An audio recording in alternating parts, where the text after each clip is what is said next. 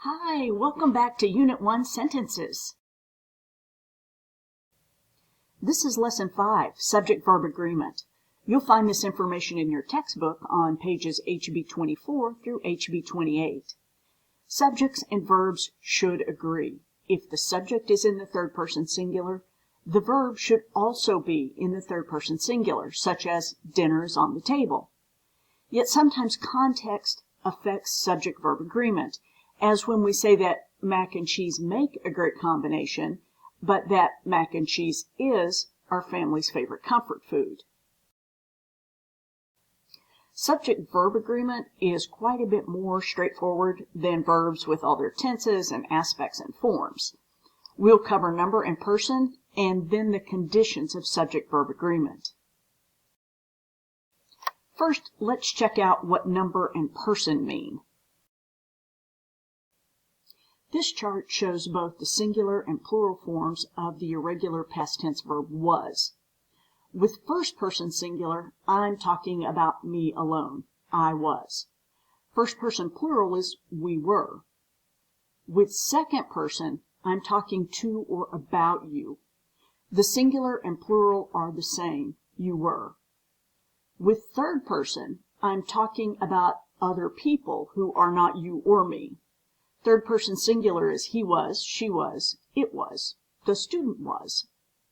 Third person plural is they were or the students were. Here's what that looks like. A 1950 magazine ad for laundry detergent asserts women are in love with the wonderful Tide. Ad is the third person singular subject. Asserts is the third person singular verb. In our second example, I listen to NPR while I brush my teeth, the subject of both clauses is I, which is first person singular, and requires the matching first person singular verbs listen and brush. This third example uses a third person plural subject and verb, driver's cause. And finally, the test is. Test and is are both third person singular. Questions require a helping verb. The subject, which generally goes between the helping verb and the main verb, should agree with the helping verb. The subject of how long does an air filter last on average is air filter. The helping verb is does, and the main verb is last. In our second question, have the 10 ml pipettes arrived yet? The subject is pipettes. The helping verb is have, and the main verb is arrived. The subject and verb have to agree, even when they're separated by other words. In my filing cabinet, student work from several years is stored. The subject is work, which is separated from the verb is stored by the prepositional phrase from several years. Remember to look for who or what is performing the action. The price of soybeans fluctuates according to demand. The subject here isn't soybeans, it's price. The action performed is fluctuates. When a sentence has two subjects, whether it's singular or plural, depends on how the subjects are joined.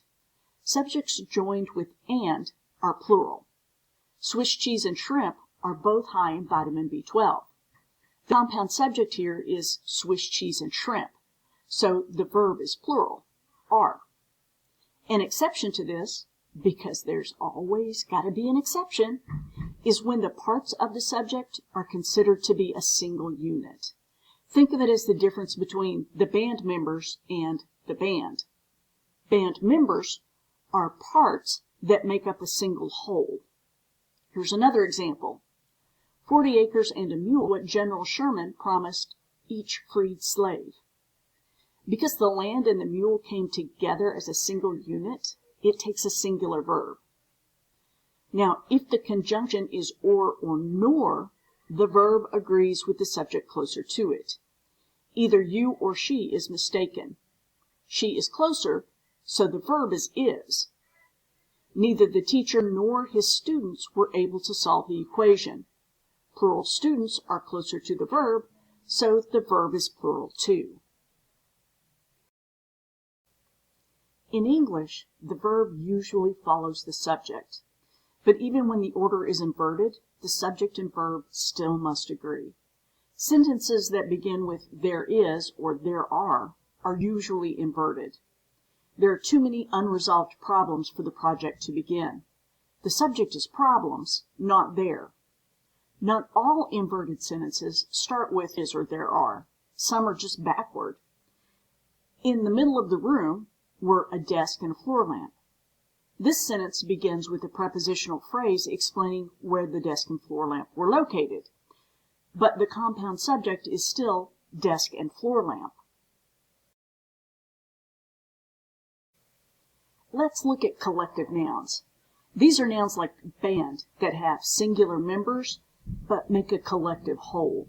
In American English, the key is to figure out if the sentence is about the members acting as a group or as individuals. In The Choir Sings Handel's Messiah Every Christmas, the choir is performing as a single unit to complete a task. So choir requires a singular verb, sings. This second sentence is a little more complex. The family keep reassuring themselves things will work out. Family keeps seems more natural, except for this pronoun themselves. It tells us that the family is acting as individuals. So in this case, family needs a plural verb, keep. So far, subject-verb agreement is pretty straightforward. So long as they agree in number and person, you're golden, right? Let's wade into the uncertain bog of indefinite pronouns. Most indefinite pronouns take a singular verb even when it sounds weird. Anyone, anything, each, either, everyone, everything, neither, nobody, no one, somebody, someone, and something. Everyone in our dorm has already signed the petition, and each of the candidates agrees with the president. Of the candidates is a prepositional phrase modifying the subject of the sentence, which is each. Then there are the indefinites that are always plural. Both, few, many, others, and several. Although there are many great actors working today, few are as versatile as Meryl Streep. In the first clause, the subject is many and the verb is are.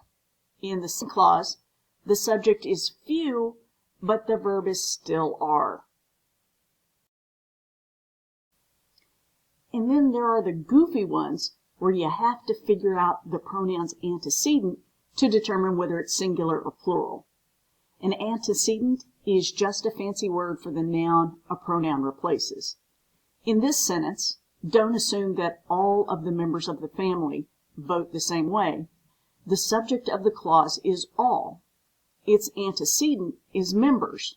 Because members is plural, the verb is also plural. Most of the music we heard last night comes from the Baroque period. The subject is most, and its antecedent is music, which is singular, so the correct verb is comes instead of come. The relative pronouns who, that, and which take a singular verb when they refer to a singular noun, and a plural verb when they refer to a plural noun. In these songs, Lady Gaga draws on a tradition of camp that extends from drag queen cabaret to Broadway and disco. The relative pronoun that is referring to tradition, which is singular, so the correct verb is extends. Scott Karp, who writes a blog about online media, recently confessed that reading books altogether. The who is Scott Karp, who is singular, so the correct verb is writes. Don't worry, it only sounds complicated because it is. Try this one on. The phrase one of the is always followed by a plural noun, like one of the speakers. And when the noun is followed by who or that, the verb is plural. Jaime is one of the speakers who ask provocative questions. Several speakers ask provocative questions, and Jaime is one of them. Who refers to the speakers, not to the one, so the verb is plural. However, if it begins with the only one, then the verb is singular. Jaime is the only one of the speakers who asked provocative questions.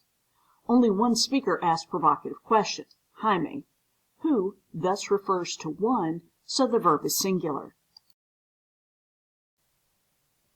And then there are some weird singular words that sound plural, like news, athletics, and physics.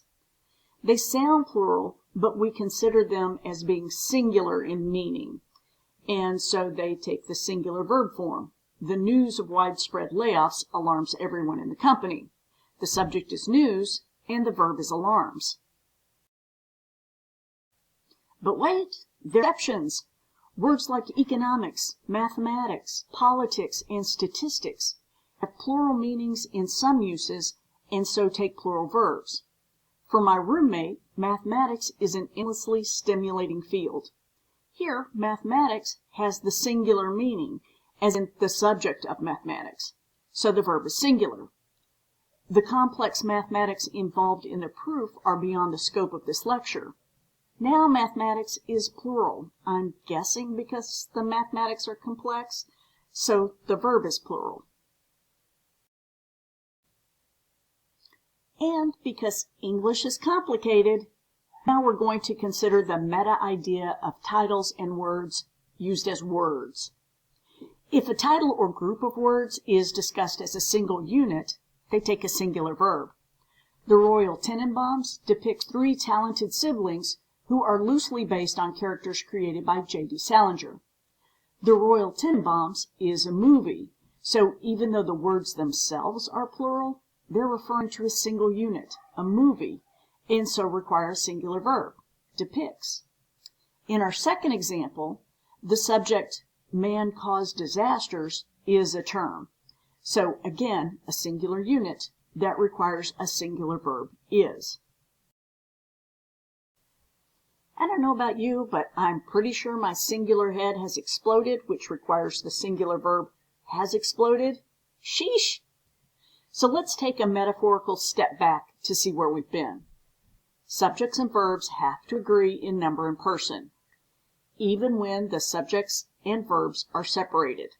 There are compound subjects, the subjects and verbs are inverted, the subjects are collective, the pronouns are indefinite or relative, or when the nouns are singular but sound plural, or when titles and words are used as words. And that's more than enough for Lesson 5. Don't forget to check Canvas for any subject-verb agreement quizzes I may have assigned. I'll see you next time for Lesson 6, Pronouns. Thanks for stopping by. And thanks to Carnival and Unsplash for this beautiful template. See you next time.